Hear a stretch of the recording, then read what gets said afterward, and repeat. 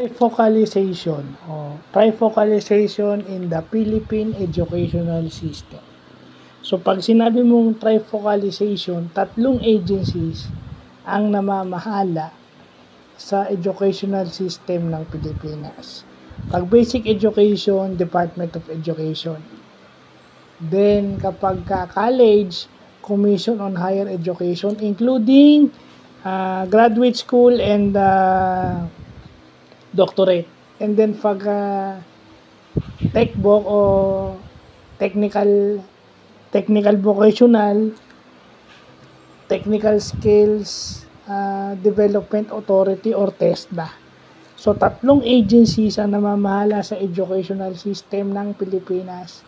Kasama pa rin pala sa basic education, under DepEd pa rin yung alternative learning system o yung ALS. So yan. Nabasa kasi natin sa Instagram.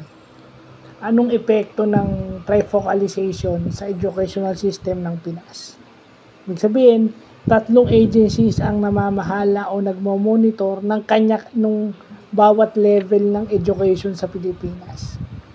Tatlong agencies. Kasi sa ibang country ata, isang agencies lang. Pag sinabi mong Department of Education, lahat yun.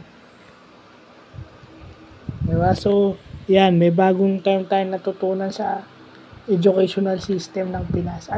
As an education graduate, ayan.